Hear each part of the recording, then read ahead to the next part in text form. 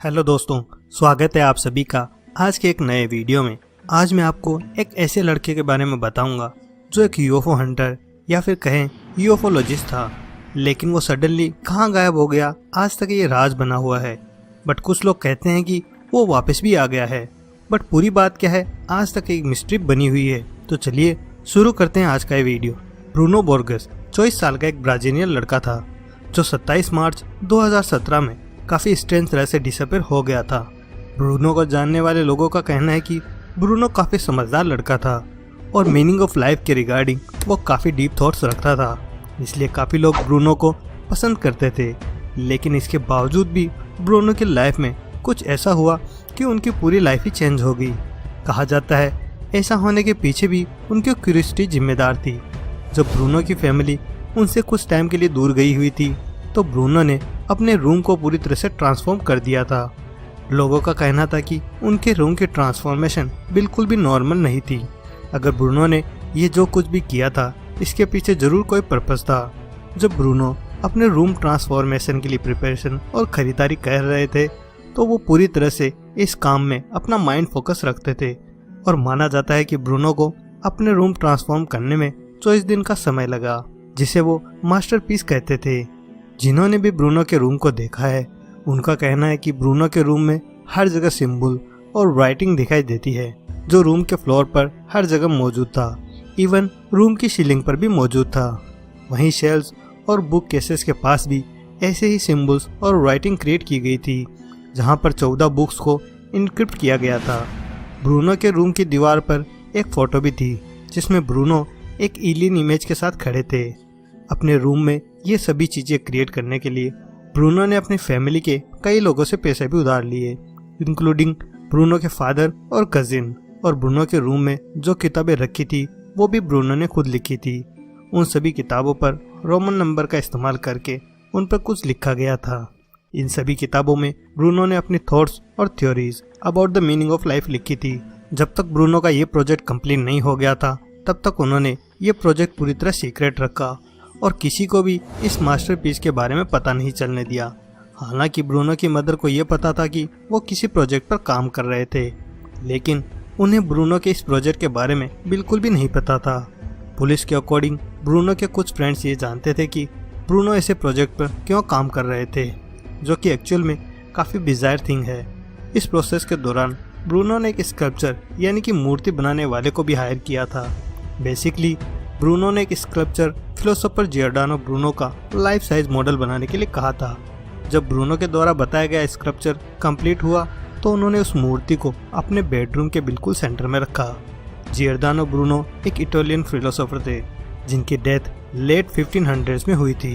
माना जाता है कि जियोर्डानो की डेथ जलने के कारण हुई थी और बताया जाता है कि ऐसा होने के पीछे जियोर्डानो की स्टूपिड सोच थी।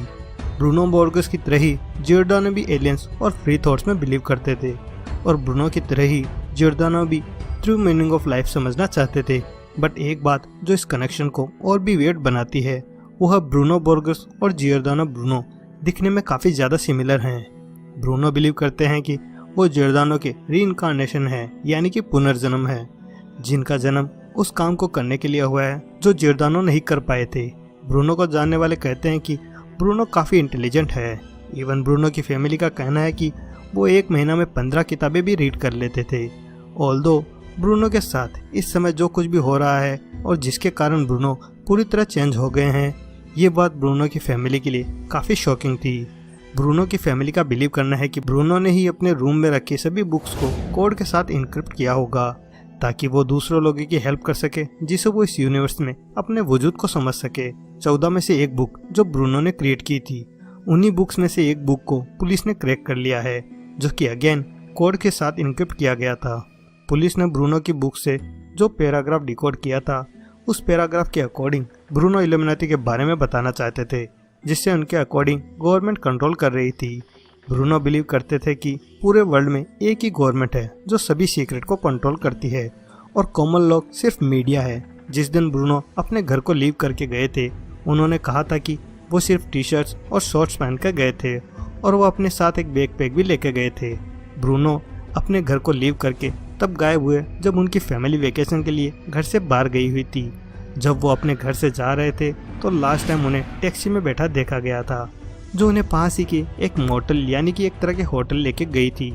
कहा जाता है कि इस मोटल के पीछे एक धार्मिक जगह मौजूद थी।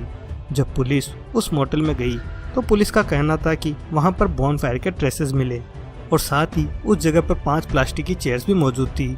चेयर्स को सर्कल शेप में रखा गया था जो बॉनफायर को फेस कर रही थी। 5 में से 4 चेयर्स का रंग व्हाइट था, जबकि लास्ट चेयर का रंग रेड कलर का था। इन सभी चीज़ों को ऑब्जर्व करने के बाद पुलिस और ब्रूनो की फैमिली का यही बिलीव करना है कि ब्रूनो अपनी मर्जी से घर छोड़ के गए थे और किसी ने उन्हें किडनैप नहीं किया था।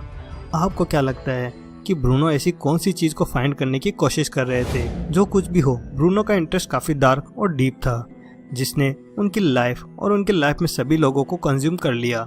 और वहीं दूसरे लोगों का कहना है कि ब्रूनो को एलियंस ने किडनैप कर लिया होगा।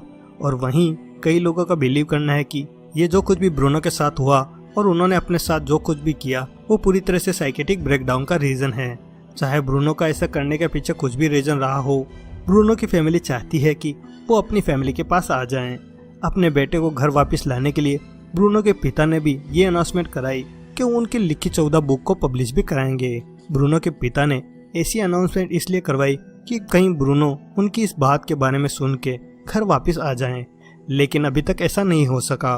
ब्रूनो के घर छोड़ने का जो भी रीज़न रहा हो, उनकी फैमिली इस सवाल का आंसर फाइंड करने में लगी है और वो अपने बेटे ब्रूनो को घर वापस लाना चाहती है।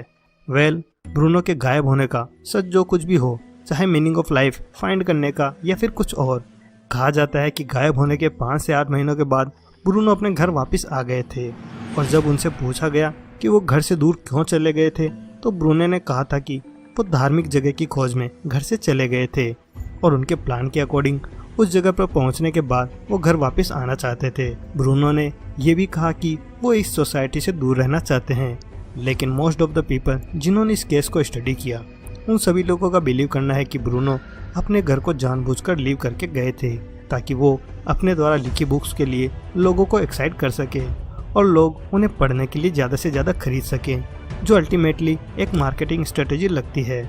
आपका क्या कहना है कि क्या ये किसी तरह की मार्केटिंग स्ट्रेटेजी थी या कुछ और? अगर ऐसा था तो ब्रूनो अपने घर उसी दिन वापस आ जाते जब उनके पिता ने ये अनाउंसमेंट करवाई कि वो उनकी बुक को पब्लिश करवाएंगे, बट ऐसा नहीं होता और ब्रूनो अपने घर काफ़ी महीनों के बाद वापस आते हैं। कुछ लोग ये भी कहते हैं कि ब्रूनो ने कोई कल्ट ज्वाइन कर लिया था जिससे लोग किसी एक ऑब्जेक्ट के प्रति अपने डिवोशन दिखाते हैं, जो शायद यही रीज़न था कि ब्रूनो ने अपने लिए एक क्लॉक भी परचेज किया था। लेकिन ये सभी बातें केवल एविडेंस है जो उनके गायब होने की बात को सपोर्ट करती हैं।